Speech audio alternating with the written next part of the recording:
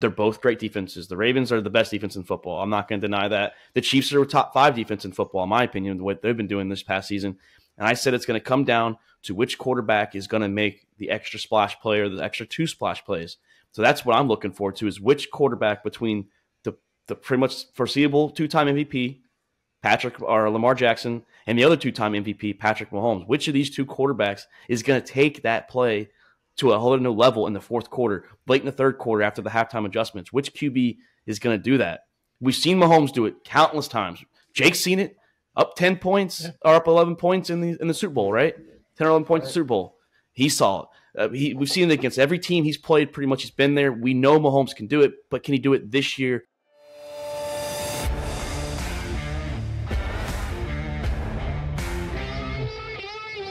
All About the Balls podcast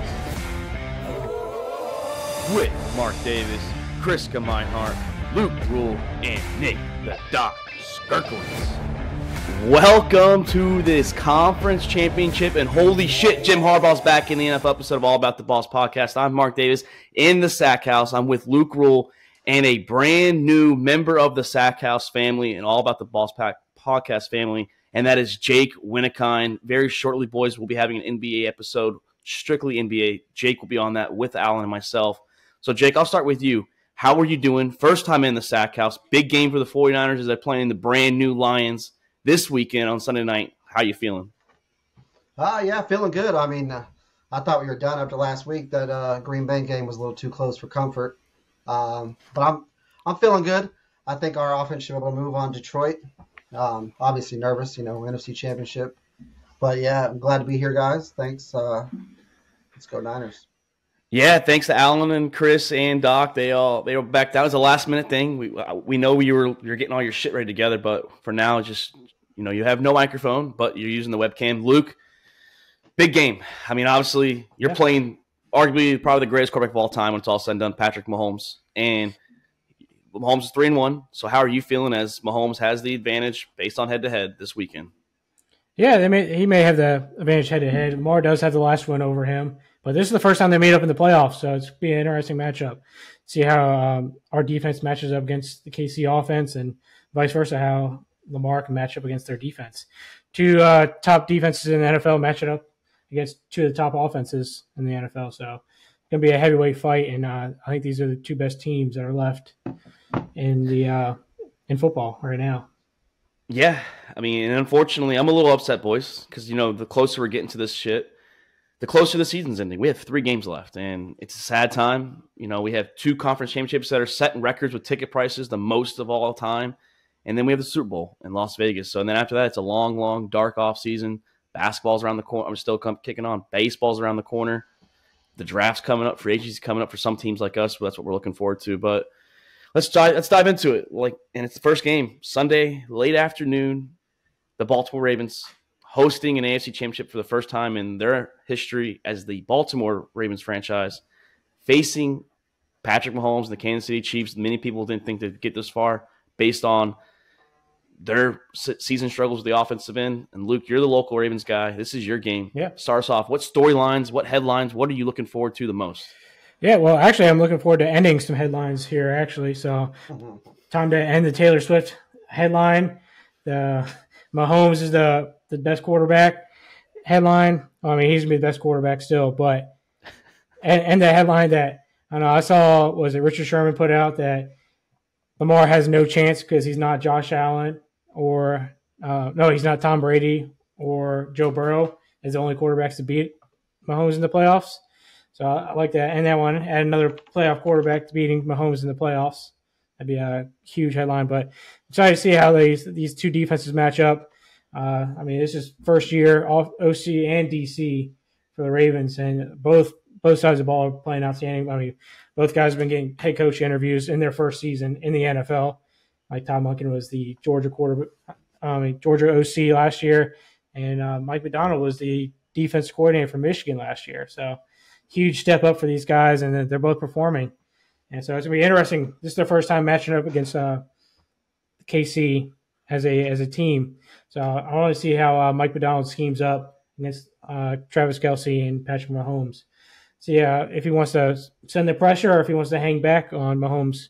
So I like to see the matchup he has for him. Then Todd Monken with the offense, I think he's shown like week after week that he can make the big adjustments at halftime to put Lamar in the best situations to win games. You saw last week with the Texans game, went tied into halftime, but the Texans, you can see they're blitzing Lamar too much and they were losing their containment, so the defenders were getting behind Lamar, and there's open fields for Lamar all day on the Texans defense. That's why you saw him run a little more, kind of like the 2019 season where he ran a lot more.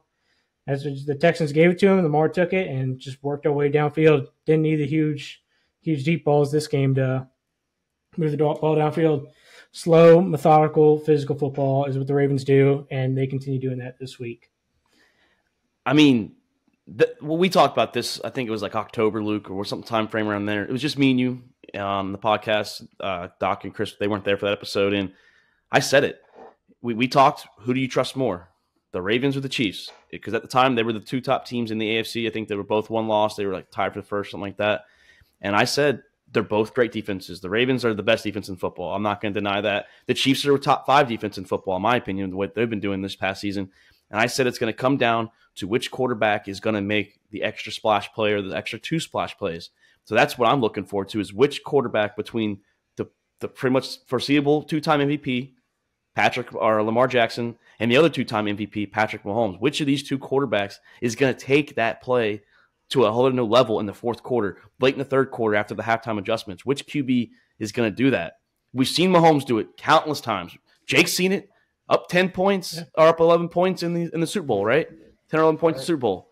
He saw it. We've seen it against every team he's played. Pretty much he's been there. We know Mahomes can do it, but can he do it this year with the lack of talent around him? Kelsey is warming up. Taylor Swift's going to be there, so you know he's going to be juiced up. Hey, Jason Kelsey might be there shirtless again, juiced up. Did you get him juiced up? Rice is balling. Pacheco's balling. But can Mahomes step up once again? He outperformed Allen last week. He outperformed Tua the first time. Can he do it against Lamar Jackson? And can Lamar do the same thing? We saw Lamar get that playoff monkey off his back, played a good football game. Like you said, it wasn't crazy stats. They didn't need him to. Can he do the same thing he did last week if the Chiefs give him those lanes to run? That's the question, though, is which quarterback's going to make the play on their back when it matters the most. That's what I'm looking forward to, is which QB steps up the most. Yeah, I'm also interested to see how Mahomes and Roquan and Kyle Hamilton match up. With, like, how are they going to play Patrick Mahomes? Is Roquan's going in at Patrick Mahomes and Kyle Hamilton's playing Kelsey, or vice versa? Interesting matchup to see what our young defenders do against Mahomes. Like, I think they're going to throw all kinds of crazy looks at Mahomes, try to make him a little nervous. We're going to stack the line like we always do, drop some players back, send everybody sometimes. So definitely going to be trying to get Mahomes' head as much as possible to get him off his game. And, the biggest thing for the Ravens is locking down Travis Kelce.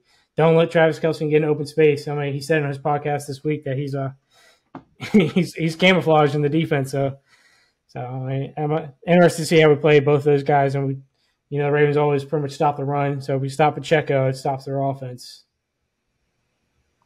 What you thinking there, Jake? What you think about this game, man? Hey, sorry, my headset cut out. Yeah, I'm actually very intrigued. Like Luke was saying, like I want to see what the linebackers are going to do to contain Mahomes. Like obviously they get to play with Lamar in practice constantly, so it's not like they're new to this. But that's what I'm most looking forward to, is that defense against Mahomes. But what is Lamar's 1-3 against Mahomes in a regular season, right? So this is his worst top tier quarterback, just the worst one he's gone against. But I think Ravens are going to pull this off. I think it's not going to be as close as everyone's expecting.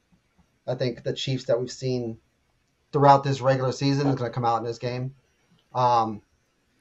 Ravens are on a whole nother level. Yeah, you got Kelsey, but Rice is stepping up. I think Pacheco gets taken out of this game, not by injury, but I think that defense is going to shut him down. And I'm very intrigued, but I think Luke's Ravens are going to pull this off. That team's just too talented on both sides. Yeah. Lamar's not throwing turnovers. He's playing smart with the ball. He spanked the Niners like it wasn't a close game. He spanked every big game he's played this year. That's he's what done I'm saying. it. So it's hard. It's not just Lamar. Like that whole team is just playing so consistently that it's hard to bet against them right now. Yeah, and it's. I know, like we were harping on it today. Like you pull all the receipts up for the past few years, and I've said it. Like, okay, I'm not a Lamar guy in the playoffs, and I never have been. Last week was different. I picked the Ravens to win because I just didn't trust Stroud against this defense, and I thought Lamar was going to play good football. I didn't think he was going to play bad against Houston, and I said he can make a playoff run if his accuracy improves, which it did. He's gotten good accuracy recently. But I just don't know if I can trust him against this Chiefs defense to make more plays than Patty Mahomes. And I know, like Luke said, a lot of you guys are Ravens fans this week because you want to end that Patrick Mahomes storyline. You're tired of seeing him win. You're tired of Taylor Swift on TV. You're tired of this and that and Brittany Mahomes and all the shit around the Chiefs. I just don't know if I don't give a shit about it. Personally, I don't care. They can do it. They can show whatever they want. I honestly don't care. I find it funny personally because it pisses everyone off, but I just don't know if I trust Lamar more than Patty Mahomes. I made that mistake last week, but I'm a big Josh Allen fanboy, and I've been waiting for him to break through since 2020, and they keep letting me down, and it's partly due because Patrick Mahomes is that fucking good. He's that guy. He had 215 passing yards last week, but those 215 passing yards felt like 415 passing yards when you're watching the game. It felt like he was slinging the ball all over the place on the Bills. And the Bills defense is not the Ravens defense. I get it. But they're still a top 10 defense. But with their injuries, they're still a top 10 defense. That's crazy that they're a top 10 defense with all the injuries that they have still. They played with no linebackers last week, so I wouldn't say they're top 10 defense. They had third string linebackers. Like they're beat up. It wasn't that same top 10 defense. Mahomes hasn't played a good defense this year, really. Like, what defense has he really played that he's lit up? He's got 3 games this year. The Chiefs have scored over 30 points, and that was against the Raiders, Rams, and the Bears. The only games they scored over 30 points on offense. Not playing a top tier defense. And both playoff games were against a beat up Miami defense and a beat up Buffalo defense. Like they didn't even get a full swing. And honestly, the only reason that Texans even had points last week is because Ravens had 21 days off. They beat the Patriots. That's what you're gonna say? Well, I'm saying their defense though. Their defense. I'm not talking the offense. The defense is still good, but I'm sure they got some turnovers in that game too, off the Patriots offense. But the thing is, the Chiefs defense haven't allowed 30 points this year. They allow 7 points in the second half. Like that's the best in football. So that's what the thing is. I get the whole argument against Mahomes, but in the same way, it's the same argument against Lamar. I know Lamar's played the Niners defense, which they've had some up and downs on the defensive side. We will be honest there, but absolutely, I know Lamar's proved it. Like I'm not saying he hasn't proved it this year. He's played good in the key moments, but it's the same thing. He's playing against a great defense, and we know defenses travel. They aren't, besides the Browns, they're the only team that doesn't travel on the road for defense wise, but the Chiefs defense has traveled this year. I mean, like I said, they gave up 7 points to the Bills last week on the second half. They pretty much held the Dolphins' fucking offense with Tyreek Hill and Jalen Waddle to like pretty much nothing. So I don't count that one. Good offenses still find ways to score more than 6 points is what they got. Whatever, 12 points the they Dolphins got. Too cold. Like that.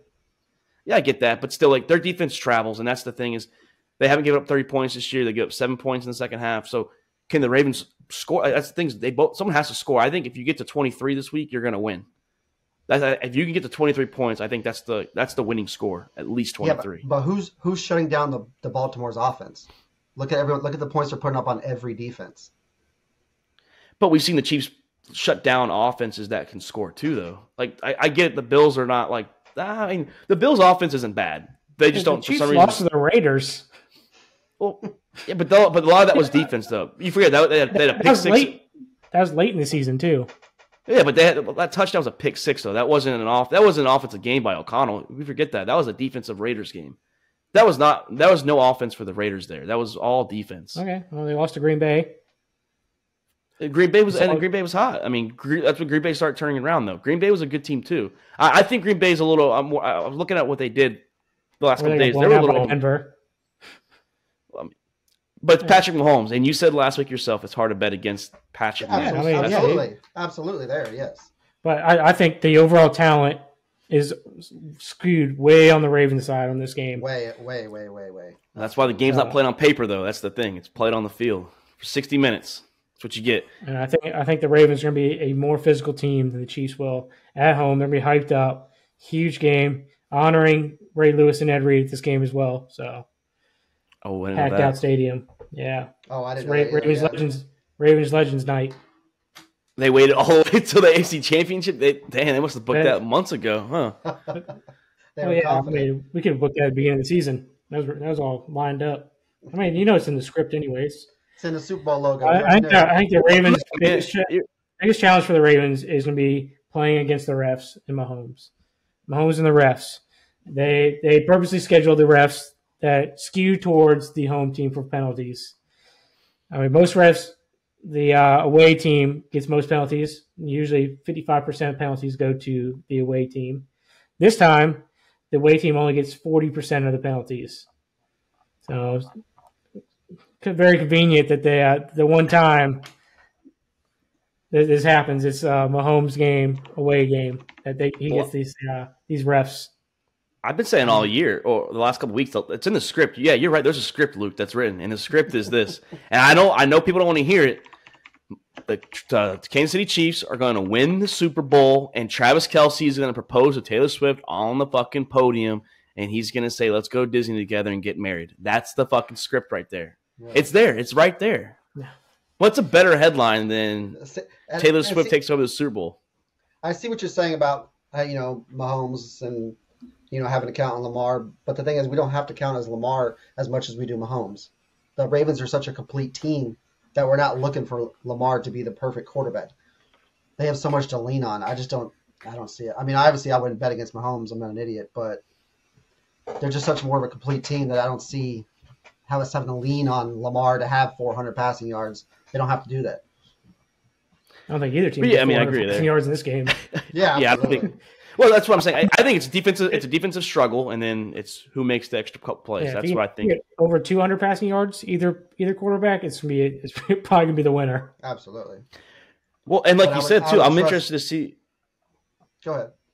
No, I was gonna say I'm interested to see like what the opposite of what Houston did. Houston overran Lamar, and they left the B gap open, and then if they didn't, and if they didn't do that, then they would come in and they would leave the outside open. So Lamar, like you said, was taking it. Can the Chiefs do the opposite of that? Can Chris Jones clog up the middle and close those gaps? And then can the pass rushers on the outside force Lamar to come into Chris Jones? That's the key. Is what can they do? Can they force Lamar into the big bodies up in the front? That's the key for the Chiefs too. Yeah, it's tough. We got big bodies on the O line too. So our line has played great this year. I mean, we'll double team on pass play. Our line will double team on pass plays, open up those lanes for Lamar just to have that option to take the field. And they're playing man coverage on the wide receivers. Their backs are turned to Lamar, and he's just taking off. Mm-hmm. And he's one of the fastest dudes on the field, so he's going to be hard to chase down. He'll embarrass some fucking linebacker again like he did last week. So he's probably the fastest player on the field. I don't think anyone's faster than him. In these games. Miami and Tyreek Hill's on the field. Yeah, that Ravens O-line has been playing. I mean, I've been watching them since the Niners game, then the Miami game, and so that O-line has just been lights out. They definitely scheme well, yeah. Yeah, I mean, they've been playing great. Tom Monken has done an outstanding job with the Ravens offense this year. Hopefully he doesn't get poached. Yeah. Well, I don't think this year. Both coordinators. They're both first-year coordinators. Leave them alone. I don't think this year Monken's going to be gone, not with the two teams that are left. I think that Monken is safe, and I think McDonald's safe too. I think that they dodged it because the teams that are available. Yeah, unless the Seahawks. I hope so. I've heard McDonald's name a few times. I think, like you said, Jake, we're going to talk coaches. I think the Commanders might have their guy, their little offensive boy wonder, but Mike McDonald could be a Seahawks coach potentially if they're going to go defense. That's what I've been hearing. Yes. I mean, we'll get into that with the coaches, but that's the rumor, the name I've been hearing a little bit. Well, with that being said, boys, Chris has Ravens, and Alan has Ravens, and Luke, Doc has the Chiefs. Hey, you swayed two of the guys back to the Ravens. You got Chris and Doc. I think Lamar swayed him. I think he got that playoff monkey off his back, and he's ready to go. And I'm assuming you're going Ravens. I want to be the oddball, but I'm going Ravens. Well, I'm not going to let Doc be by himself. I said it to Luke when it was just me and him. I said it back when their teams were one-loss teams and they were the top two teams in the AFC. When it comes down to it, in a defensive struggle, which quarterback do I trust the most? And I trust the quarterback that will retire as the greatest of all time. He will, not saying he's going to win the Super Bowl, but he'll get to the Super Bowl for a fourth time in 7 seasons, fourth in his 6 years of starting. I'm going to go Patrick Mahomes leading the Chiefs to a game-winning field goal, 23-20, by Harrison Butker. I have the Chiefs in a close game, and I think Lamar plays good, and I still think he silenced a lot of doubters. He'll feed the haters because he can't, win the big game, but he impresses most of the haters, in my opinion. And I'm going to go Chiefs in a 3-point field goal game. No, I got Ravens in a 10-point game, 31-21. Go Ravens. Not going to need this man to lock it down though. Not going to need him this week. I got 34-21 Ravens. I hope I'm wrong so we can play the Chiefs and the Niners win, but Yeah, I think Jake's been saying all since the Ravens game he doesn't want to see the Ravens again. I think I do not. Well, you guys don't play good against rushing quarterbacks. Nightmares about that game. Bro, well, San Francisco can't stop rushing QBs. That's like a thing. No, I don't. That's absolutely correct. Well, Mahomes can run too. And that's all that's left besides Jared Goff. No matter who's in the AFC, they're both scramblers. So. Yeah, it's true because Mahomes is a sneaky scrambler, which we always say. He's one of those quiet scramblers. Allen, by the way, has a close game. Chris didn't say score, but Doc had 24-21. Scores don't really matter for us. We're just picking games. But yeah, I think we all have it close. Luke has a 10-point game, which is probably the biggest point spread out of the 5 or 6 of us. Like 34-21. Well, it's one score game though. It's close. But that'll be the first game that the Ravens or the Chiefs. 34-21 is not. I'm sorry. I think I said 31-24. My bad. I'm sorry. My bad. 34-21. Oh yeah, never mind then. Yeah, he's got a 2-touchdown game. That'd be the first time the Chiefs give up 30 points too. If that happens, I think that's the biggest game. I know you're a Niners fan. That's not the biggest game to you, but I think that's the biggest game this weekend. If you're a non-fan of the 4 teams remaining, if you're just a normal fan like myself, if you're non-biased, I think the winner of that game wins the Super Bowl. Yeah, I can. Well, no, because we're gonna talk about it. The team that I had the Niners in the Super Bowl before the playoffs. In it, yes. I had y'all beating the Bills, but I think that this team right here, I think that the Detroit Lions boys, they're coming in, they're roaring, they're facing the 49ers this week, Jake, and the Niners I think are favored by 7 points at the moment, and Jared Goff gets to relive a little NFC West revisit rivalry right now. He's got some history there. Hasn't had a good history against the Niners in San Francisco. Yeah, for sure. So it's just like Luke, you're the Niners fan. Start us off. What storylines? What you looking for in this game? Obviously, right off the bat, is Debo playing? We've all seen the Niners offense without Debo. Let's not candy coat that. We need Debo. We need a sun game, which it's going to be sunny because obviously Purdy can't play in the rain. Goodness. Terrible last week. Terrible in Cleveland. Both were rain games. I mean, it's out. You can't play in the rain. So obviously Debo, weather. It's going to be passing game. Detroit's secondary is awful. The last 6 games, they've allowed at least one receiver to be over 140 yards. So I mean, you got to attack that secondary. So Purdy's got to be throwing the ball. We got to get the run game going, but Detroit hasn't allowed a rusher over 70 yards.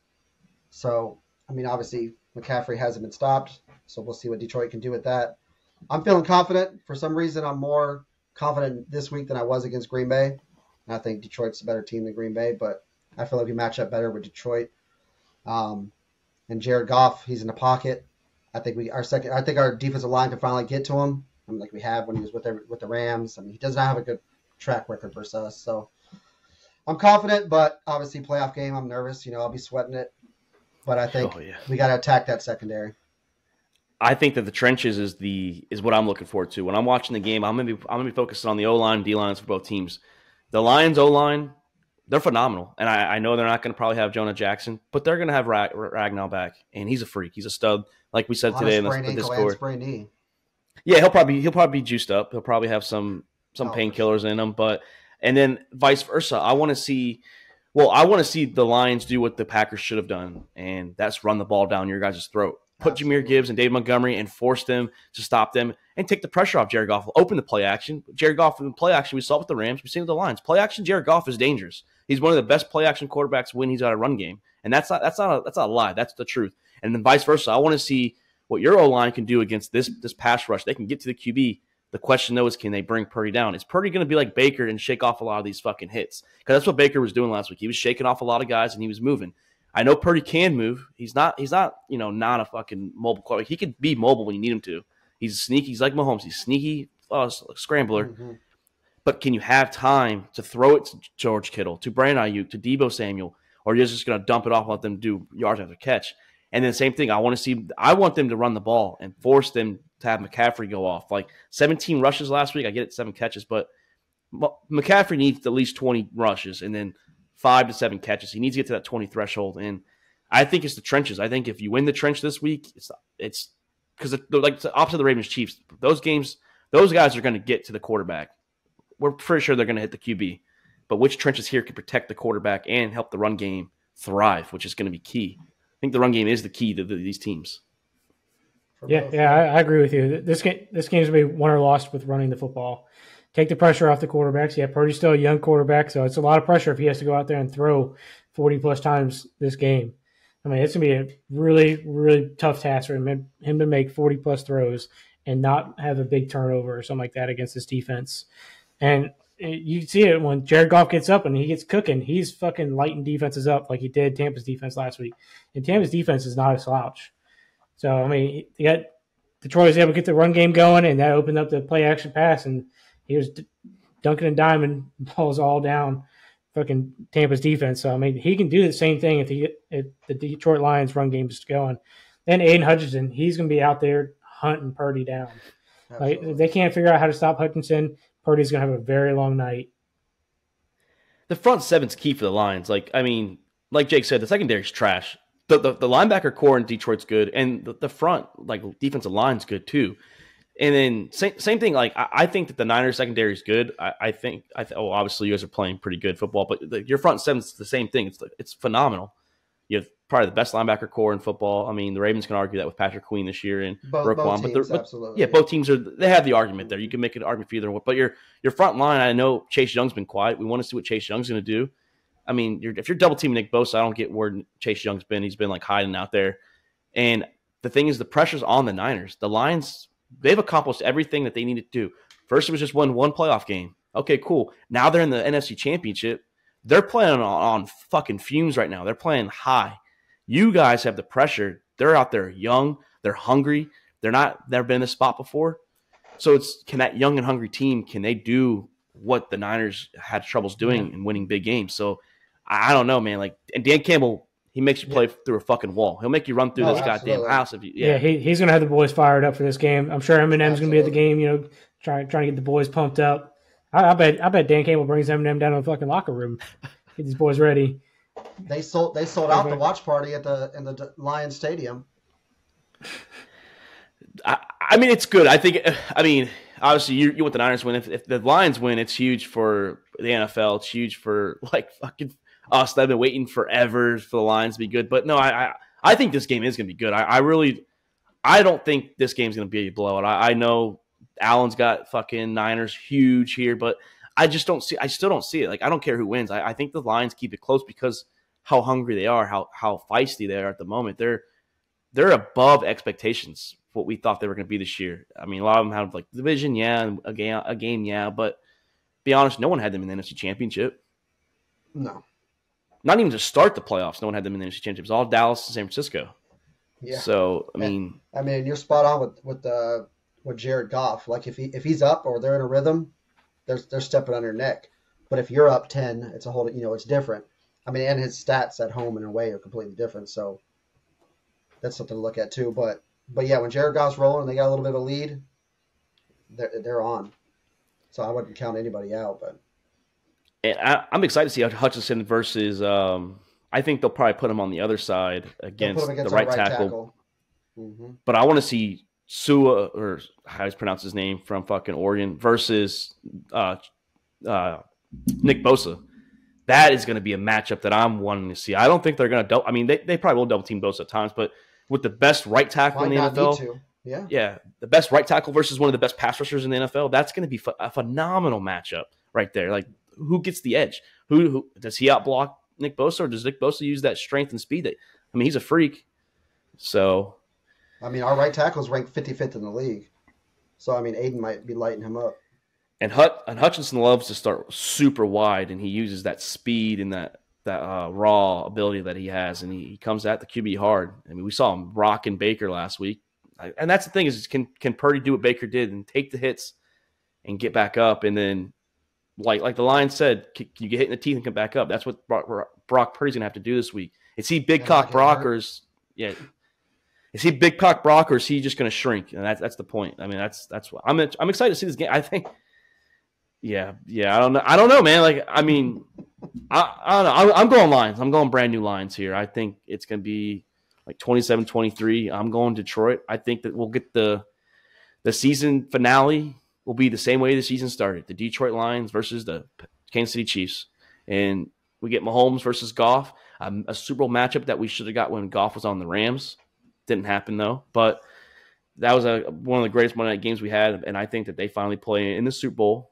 It will be Lions versus the Chiefs to end the season. Yeah, Mark, I'm with you on the Lions pick. I'm going Lions too. I'm going for America's Super Bowl this year. I mean, majority of people want the Ravens to win just to get rid of Taylor Swift, and everybody wants to see the Lions do well. I mean, the 49ers have been here like every year, seems like, and so has the Chiefs. So time to get some fresh teams in here for a little bit. Nice change. Tired to see Niners, Chiefs as the top two teams here. So I'm going Lions, Ravens, Super Bowl. Jake, final words for your Niners. Give them a pep talk here. We need a little coach speech. We know I'm going Niners. Yeah, we can't come out like we came out last week. Not as I'm semi-confident, but I got it like a 31-21. I think it's going to be Niners, but let's just get it done.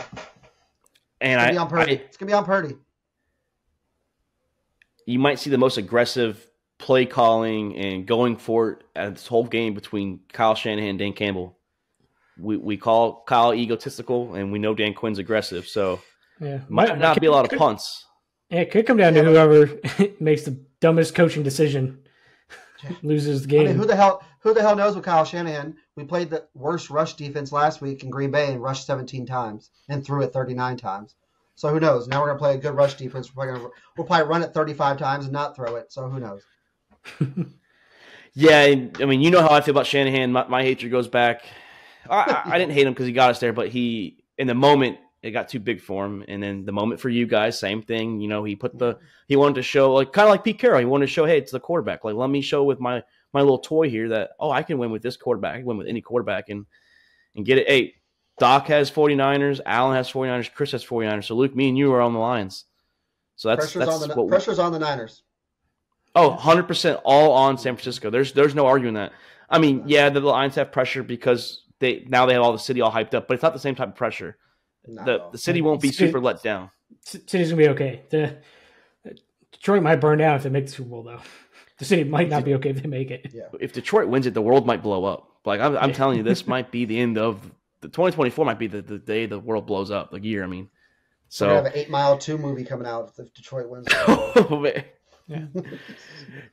But, dude, if Dan Campbell does win this, I can't wait to hear the locker room's speech inside the locker room. I will put money on it. It'll be electric. It will be fucking intense.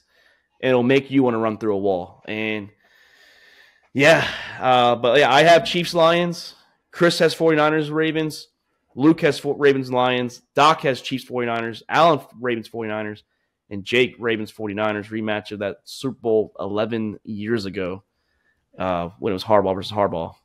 Either way, it's a rematch. If we make it, Chiefs or Ravens both beat us.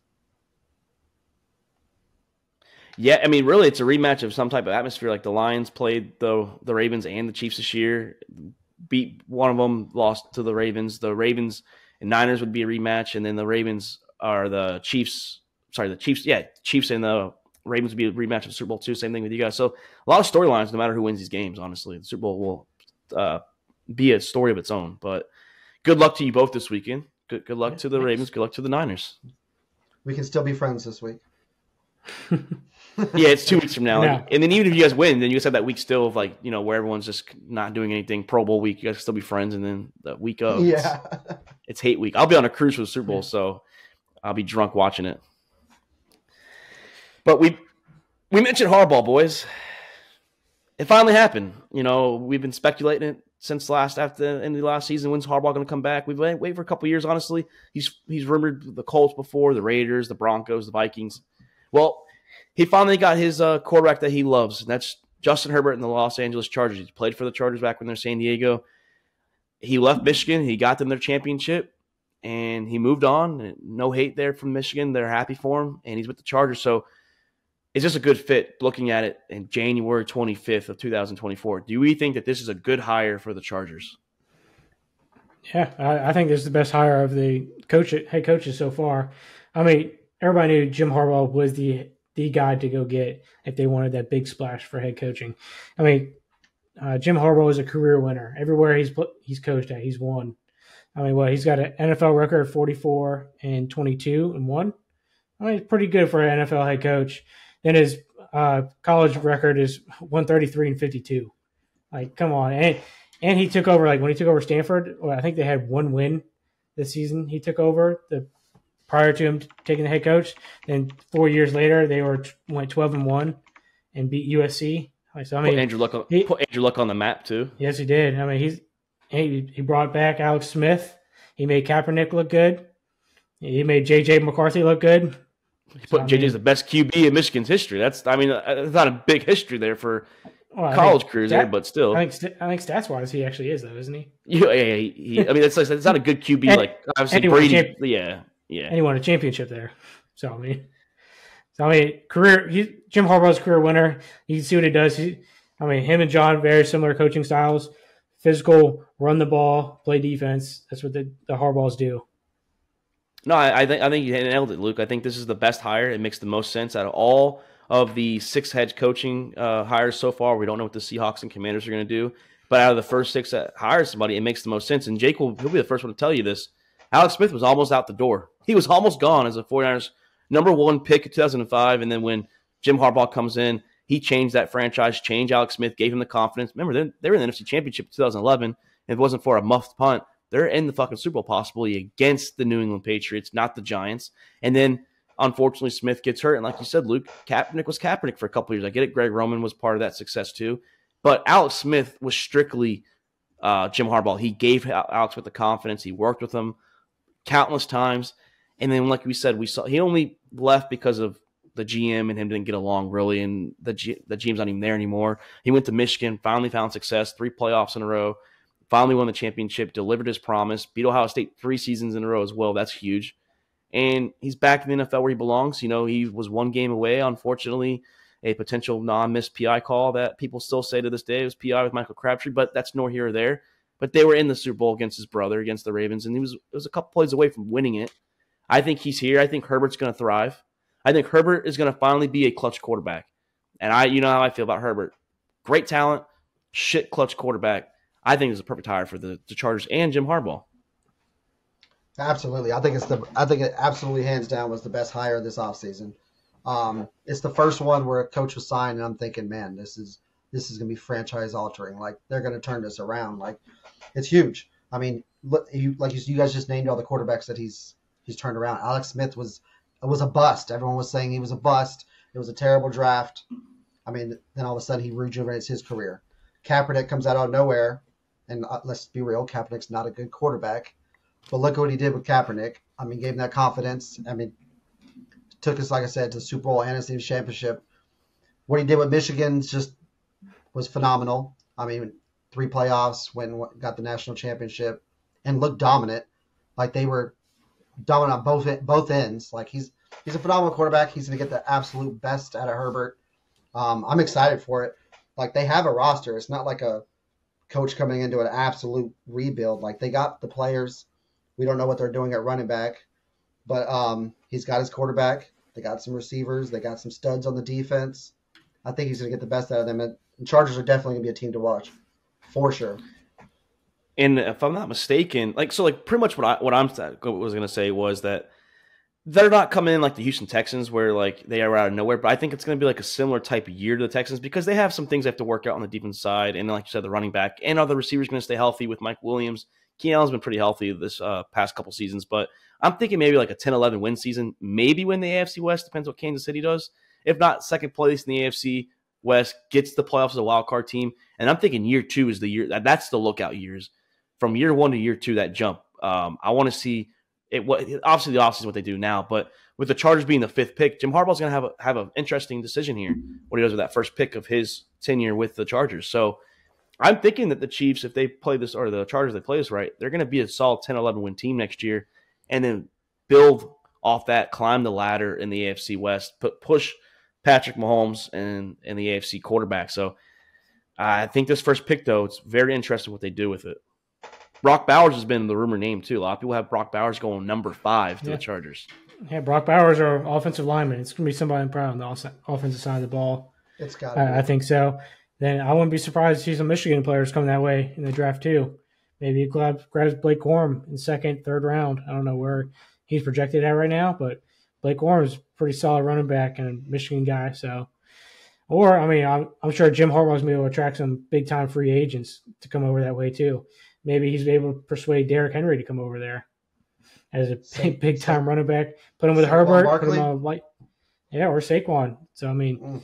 God, that'd be filthy. That'd be nasty. These NFL players have heard about how good of a coach and how good he is building team that players all love the guy. Maybe they want to get a piece of that. That's the biggest thing is players love him. Maybe these free agents want to get a little piece of that. So maybe they'll take a smaller contract to go play with Harbaugh and win some games. Well, I want to see who the coordinators are going to be. It's kind of like LA too. LA is kind of a big selling point. And maybe the fan base gets excited that they have Harbaugh. Maybe they get some big free agents come in there, get the fan base excited again. Mm-hmm. Start packing out the stadium. Make them actually have like a real home game. And maybe force the Chargers ownership to finally spend money on players. The GM spent money on Khalil Mack. Like, that's not big a thing, but like actually not being stingy with their money. But like I was going to say was being a head coach to me is like being a president. You have to have a good supporting cast. You have to have a good cabinet, a good coordinators. That's what I want to see is what can Harbaugh do? Who's he going to bring for OC? Who's he going to bring for DC? Because Harbaugh's not a play caller. He's an old school coach. He'll have say and stuff and input, but he trusts his play callers on both sides to do it, and he has his voice heard out there. I want to see who he brings in, and I want to see who the general manager is going to be too, because it seems like Harbaugh's going to have a choice of who he wants for general manager. It's going to be kind of his decision. And they're looking at a Ravens guy out there too. Yep. Yeah, I would assume they already have like the OC and DC pretty much figured out. Just probably has been announced. Maybe he's bringing some of his Michigan staff with him too. I don't know. But I'm sure the OC and DC and the coaching staff is pretty much figured out. I think they're probably working on the management staff, the general manager, and all the office guys. Yeah, I'm sure that was part of when they were negotiating his deal. He probably already said they already talked about the coordinators. That for sure. I'm sure that's done. We just don't know anything about it yet. But yeah. And then a week from now, we should so apparently Michigan can't hire a coach for a week. It's like a state law about like one of the highest paid workers. You can't replace them until like a week later officially. So that's why we haven't heard anything on the Michigan side. I heard that today on the Pat McAfee show. They were saying It has to be about a week. Yeah, I was confused. I was listening to it. I was like, man, that's an interesting state law. They said if you're one of the highest state employees, you can't officially replace them for a week after they accept their job. I don't know if it's true or not, but that's what it was said on the show. So it's expected that Moore will take over. He should. Mm-hmm. He was great, undefeated this year in the games he coached for Harbaugh, and perfect torch passing, I think, for the guy. And can't wait to see Harbaugh back in the NFL, this time in the AFC. And maybe we'll see some more John versus Jim matchups a lot more frequently. I'm pretty sure John was 2-0. I think John was 2-0. Yeah. You guys play next year, right? Yeah. Is it in Baltimore or is it in? I think it was in LA, wasn't it? I think that's what it's in LA. Someone's saying. Yeah, so that.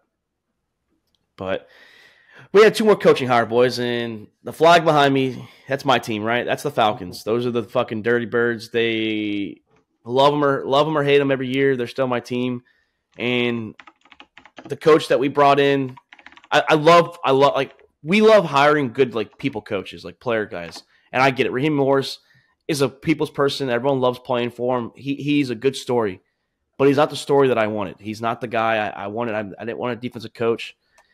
Not with Ben Johnson out there. The Texans OC was out there. Jim Harbaugh, we had him a couple times. And Mike Vrabel and Bill Belichick. If we're going to go defense, why not go with the greatest coach of all time, Bill Belichick, and Mike Vrabel, another good defensive mind? I just don't know. I'm not high on it at the moment. I mean, like I said, this is at the moment. What's going to happen 2 years from now? Maybe Raheem Morris somehow surprises the hell out of all Falcons fans who are pissed off. It's not just me. I've been seeing all over social media. Jake's been blowing up the Discord. Everyone's pissed off. They're roasting us. Even if you're not a fan, they're upset for the Falcon fans. They're like, what the fuck are you guys doing? And I was high on Ben Johnson. Sounds like he might be the Commanders coach coming up, but you had Sluick from the fucking Texans. I get it. He's only a 1 year guy, but fuck, man. He had C.J. Stroud playing good. I wish we just would have got him. If we're going to do that, if we're going to go someone, I think it just would have been good for the offense. That's what we need. Our defense is good, but now who's he going to hire OC? There's rumors that it's going to be Zach Robinson, the QB's coach from the Rams. So I don't know right now. It's a dark day for me. It's a very dark day. I'm wearing black because it's a funeral day for myself. So yeah, I'm not happy. Not happy. Especially with, I mean, Raheem Morris was a coach for the Bucs. And he had 1 good year, didn't make the playoffs, and then 2 shit seasons and got fired. So I don't like it. I just don't. Not at the moment. I'm with you. I'm not a huge fan of the hire, especially with the names that were out there. Like, I just felt like the Falcons had so much more out there that they could have done. Obviously, Raheem Morris has a resume beside not head coaching, but as a coordinator, he's got some, pretty impressive resume. He had 1 good season in Tampa, 2 really bad seasons. The season with the Falcons, I can't really credit to him. You take over as interim coach. Obviously, you're not in a good situation because the coach just got fired. But yeah, I just feel like even if you're gonna go defensive mind, why wouldn't you go Vrabel? Why would you go Raheem Morris on a second shot? He failed at first. Everyone's saying he was too early. He was young. I mean, I see mixed emotions, but a lot of Falcons fumbled the bag. But yeah, I just don't get it. I don't. The hire just doesn't stand out to me. I don't know. It doesn't really make sense. Like, for an offense that's been absolutely pathetic, you go get a defensive coach again. And I mean, obviously you can get a great coordinator. Maybe this all works out. I could be dead wrong. But I feel like you have the studs. You have the offense. Like, you need a mastermind in offense. You need someone that's going to push this offense. And I just don't see Raheem Morris as the head of that show. Yeah, and Raheem Morris, like, he doesn't get anybody excited to come play for the Falcons either. I saw somebody a wall for him. Yeah, yeah. I mean, he's not an exciting hire. Like, I'm sure the team's not too thrilled about this. Like, some guy that they had an interim head coach and let go. I mean, he's 21-38 all time as a head coach. I mean, his record is not great. I mean, I'm sure he's a good guy, but I don't know if he's ready to be the head coach for a team again. And I think the Rams, their defense is not even that good this season. Like, they were ranked 20th in the NFL. Saying. Like, it's not like he was having a good year. Like, I think people were impressed because of how young they were, and like they overexceeded that 20th was still overexceeding to them. I'm not high on it, but the offense overexceeded for the Rams, not the defense. Oh, I agree there. Yeah. Yeah. So I mean, maybe he got a little kudos for the Rams having a better record than they were expected to, but their defense was not that good. So his side of the ball was like bottom half of the NFL. If you ask Jalen Ramsey, he says he's one of the, if not the best coach in the NFL. So I don't know. If he's so good, he might have fixed his record. Well, it's just we don't have a quarterback, and that's the situation. What's he going to do at quarterback?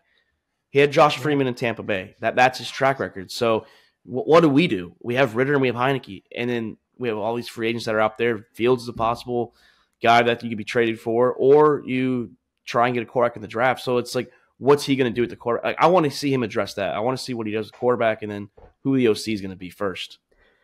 The draft's going to be huge for you guys, or free agency. Like, if you guys are coming out swinging a free agency, trying to get these big free agents, or if you guys sit back and just wait for the draft. I mean, it's a tough gamble how you guys play it, because you guys can't miss on a quarterback again, because he'll just lose the job.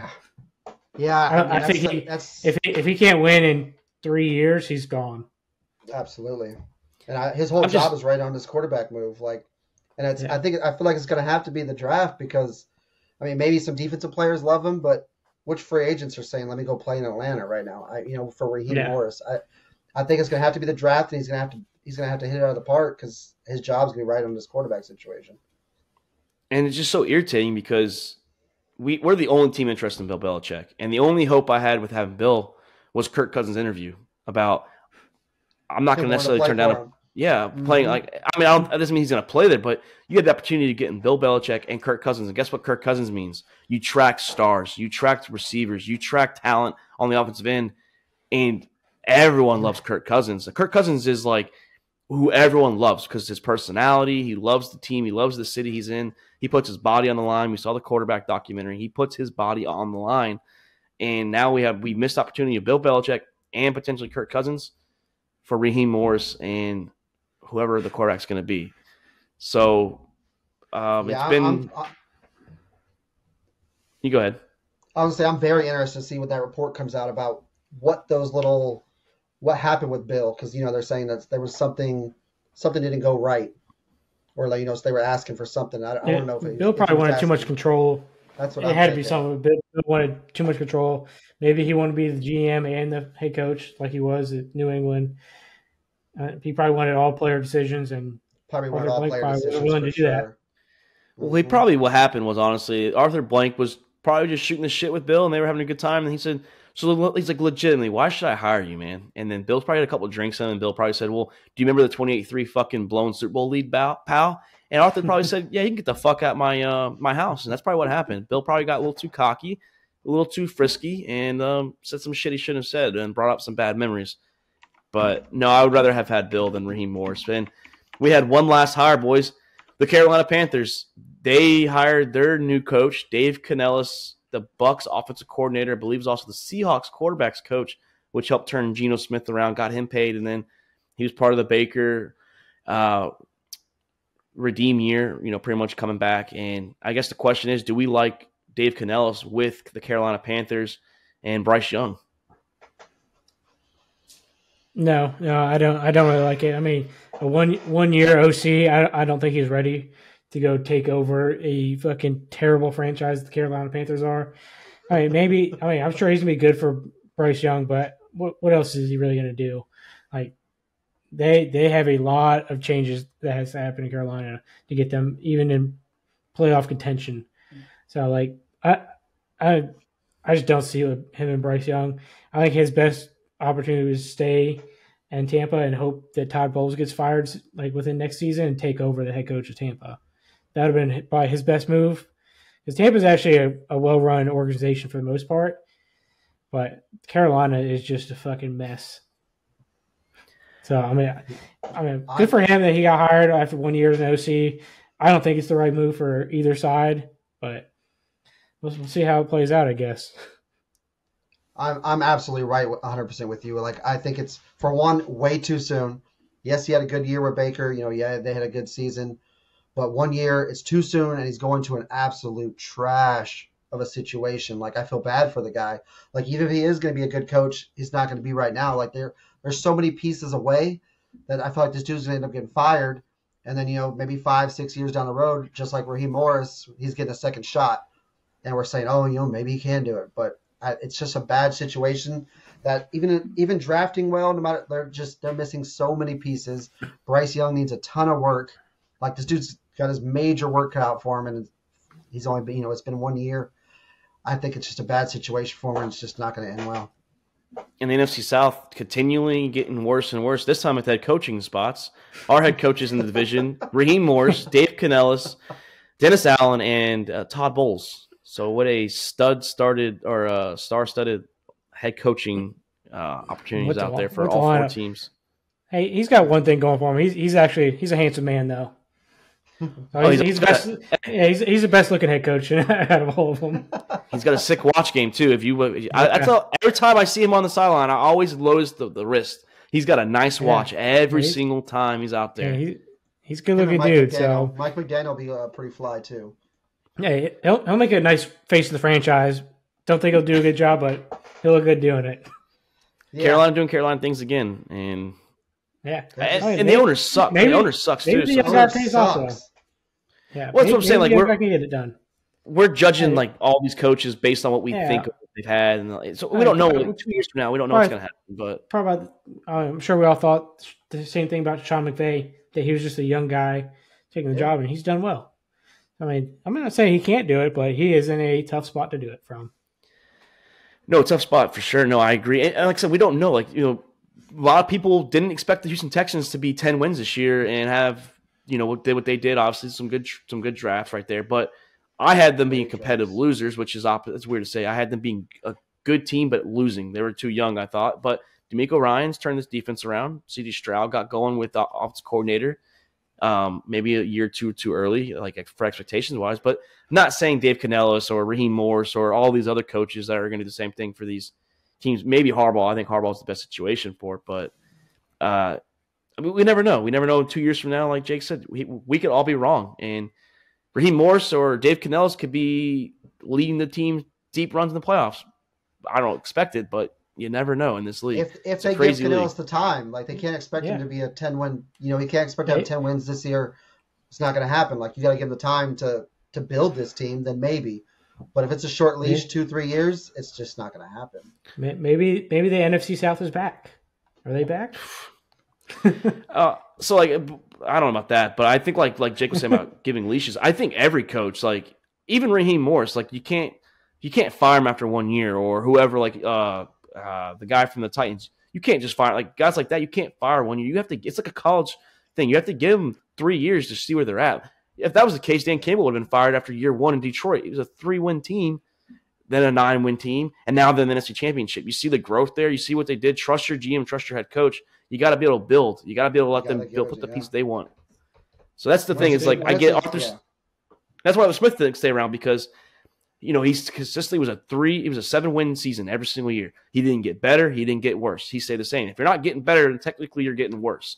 So that's why he got fired. Now, obviously, poor coaching decisions and poor mismanagement with the players that he got around him. No quarterback. That also puts that into factor as well. I'm not saying Smith's a good coach. I think he had potential, but we'll never know because there's no quarterback that he had. So, yeah, he's a shit coach, but his also management style is shit. But I'd rather have Arthur Smith than Raheem Morris at this moment because I don't like the move because it's defense.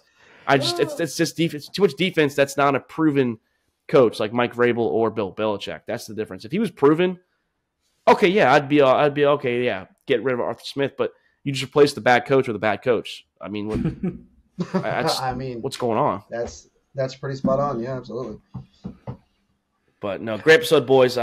Excited. This is a good weekend. Ravens, Chiefs, Lions, 49ers. Yeah, I mean, it is. I mean, we've all been there, though. We've all been there. Yeah. Yeah, I mean, well, Luke has. I mean, yeah, they haven't won a Super Bowl in a while, but yeah, they've been consistently pretty good. There's only a few years they missed the playoffs, but other than that, they're usually right around there.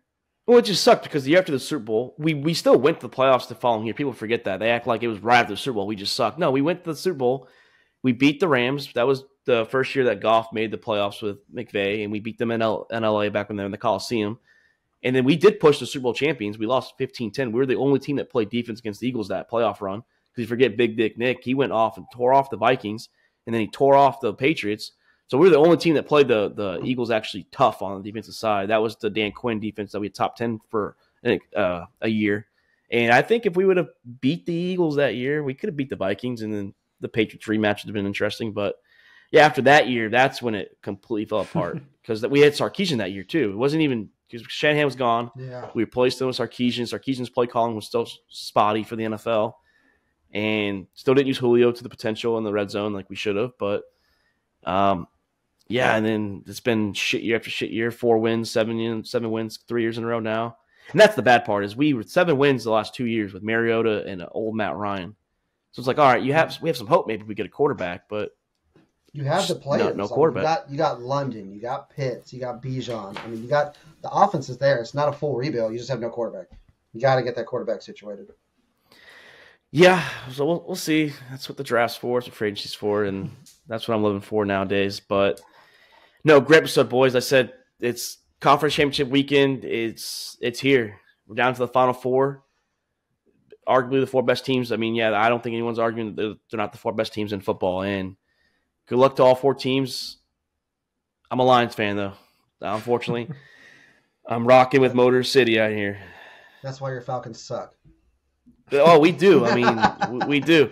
But Falcons fans like us. This is why we root for the underdogs, because that's what we are. We are the shit team. So we want the other shit teams to do good. We don't want them to be bad like us. We want them to thrive. And Detroit's been bad forever. So hey, but remember they were 0-6. If they weren't playing the Niners, I'd be pulling for the Lions too. Wait, if they beat you guys, you're rooting for them next week or the Super Bowl week probably. You might still be a little upset that they beat you, but you don't want to see Lamar. I know you don't want to see Lamar win. I know you don't want to see Taylor Swift and the Chiefs win because of Taylor Swift. I know you don't want Lamar Jackson winning the Super Bowl because then it proves us all wrong about he's not good enough to win the Super Bowl and all the words we said about him since 2019. Y'all just a bunch of naysayers. Hey, I've come a little to the light a little bit. I came out a little bit. I got you the AFC Championship last week, but it's a different story now. It's Mahomes. It's Mahomes' time. Yeah, it's Mahomes by himself. Yeah, exactly. Mahomes Unless by Kelsey himself. shows up. Kelsey's been playing the last 2 weeks. Yeah. Well, no, he's played 1 week. Before that, he hasn't had a touchdown for like 7 weeks. Yeah. But he had 7 for 71. I mean, it's still pretty good. Yeah. Probably had more drops than he did touchdowns. Yeah. He had a lot of drops. No, he had a lot of drops. He's got some fumbles too. Yeah. He calls that fumble on the goal line last week too. Oh, yeah, well, because he missed the block. Yeah, he missed that block, and then the guy – I realized that too. I caught that. I was like, damn, Kelsey missed that block. Oh, he was blocking, and then he let go. I think he thought that he was either down or he actually already reached out. So, no, I caught that too. He's got some mistakes on his side. Worried about Tay. Yeah, you got to think about his little touchdown shit. Oh, dude, that Jason Kelsey story. I listened to the podcast a little bit this week about that was the first time that Jason Kelsey met Taylor Swift, and Kylie was saying, his wife was like, yeah, be on your best behavior, and he was like, woman, do you remember when I first met you? It was at a bar. I got super blacked out, drunk, and passed out the bar on their first date. Yep. Yeah, on their first date, and she told him, do not take your shirt off, and he said, I'm not asking for permission. I'm doing it. Like. And you hear Tony Romo, by the way. There's something that we don't know. Are these two already married? Because he keeps calling Taylor his wife, and he keeps calling like her brother-in-law and all that. So like, there's something that we're missing here. Romo's been saying it for the last few weeks. Romo's probably just making fun of it. I think. Yeah. I mean, he had his whole Jessica Alba shit when he was quarterback. Well, Romo's corny. He's a corny guy. We know he's all about that. He's a dad. He reminds you of an old dad. I'm kind of over him in the booth. Absolutely over him in the booth. Yeah, the first year is fun, but now it's absolutely that first year. I was like, man, he's calling plays before they happen. This is amazing. Yeah. But now, oh my gosh, he's so annoying. Yeah, Brady's coming next year. He's gonna kick out Greg Olsen. Oh no, there's rumors that they're all 3 gonna be together. It's gonna be a 3-person booth. I know that's gonna be too much. That's too much. I think Olsen's great. I really do. I think I'll take Olsen and Brady. But let's get Olsen should go take Tony Romo's slot. Oh no, I like Burkhardt. I think Burkhardt's good because you usually have your non-player or non-coach, and then you have your coach player as like a combo, like we see with all of it. And I think Burkhardt and Olsen are great. I think Brady would be interesting. I also want to see Brady and Manning just do like kind of like a simulcast like they do with Eli. I think Peyton and Tom would be great together, just them two. It'd be a lot of chirping, a lot of fucking things that would be said. But I think that's what Brady needs to do. I don't even know if Brady wants to do it, honestly. He's already signed a deal. Well, he was supposed to do it. He was supposed to do it this year, and he already took a year off. He said a year after he retired. I don't know. He might not do. I don't know. I mean, he's happy. There's rumors that he wants to own like a majority of a team. So I don't know what he's doing with that too. He's trying with the Raiders. Yeah, he's got like a little small percentage, but I heard he wants like to get in big with a team, but who knows? Yeah, he's not going to outbuy it. Well, yeah, I mean, not to be a majority owner. He's not even probably not a majority, but he can get a big portion.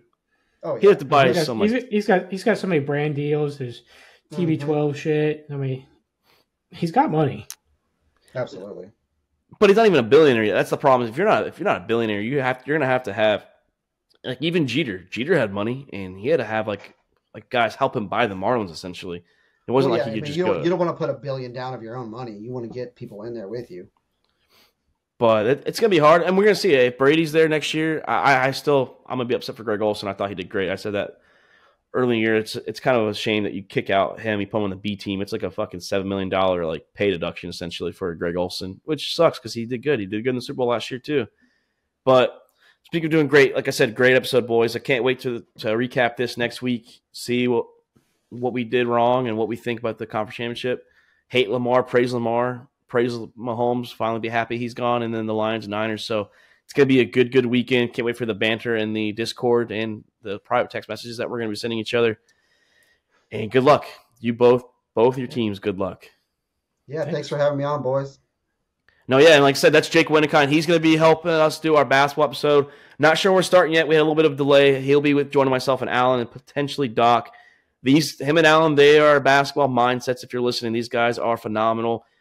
I kind of fell out of love with basketball, and they've kind of brought me back in more and more each year. And they know their shit. I'm being dead serious. They know their shit. They know the little nitty gritty details of the NBA and even a little bit of college. They'll pay attention to it here time to time. But that's Jake Winnicott. That's Luke Rule. Shout out to you, Nick, the Doc Skirkwentz, you too, Chris Combinehart, and you too, Alan. I'm Mark Davis. It's All About the Balls podcast, and we are out. Thank you for checking out another episode of All About the Balls podcast. We want to thank all of our listeners and supporters of the Sack House. You can listen to the show on Spotify, Apple Podcasts, and YouTube. And don't forget to subscribe and give us a follow on Twitter and Instagram at the Sack House.